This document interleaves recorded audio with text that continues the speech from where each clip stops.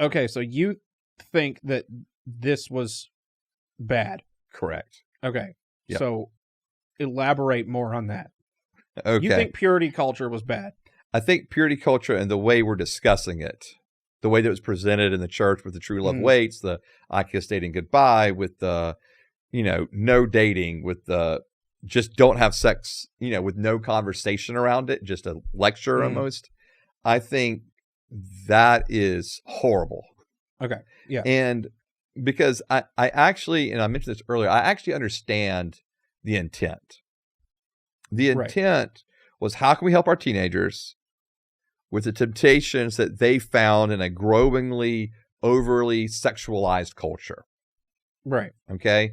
And so, but that's not how I would view it. I would view it, how can we control our teenagers' brains in a sexualized culture? I don't even think it was control the brain. I think it was control the actions. Yeah. But I understand what you're saying. Yeah. Yeah. I mean, I think I agree with you. I think it was an attempt to control, and maybe you're right in the sense that it was an attempt to control how they thought about sex. Right. But the problem is, the way they were told to think about sex was, sex is evil, sex is bad. Right, which for a lot of people carried over into marriage. Absolutely did. It ruined a lot of marriages. Yes. Because it ruined the sex life within those marriages. Right. It did the exact opposite of what Harris and others in that time were talking about said it was going to do.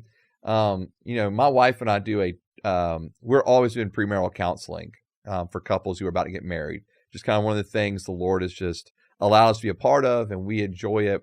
And we have run into so many young women in particular who have so many hangups and issues with the idea of sex because they were just told over and over and over again, don't have sex. To me, sometimes not justifies, but the reaction to that makes sense.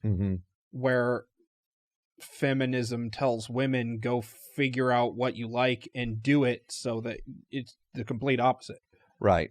And it feels like reaction, and no one can just be. Yeah.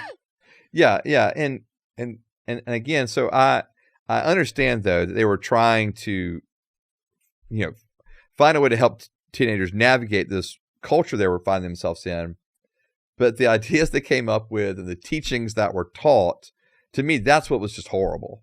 And like we're talking about, it really ruined the lives of a lot of people. Because when you're told everything, sex became such a big deal.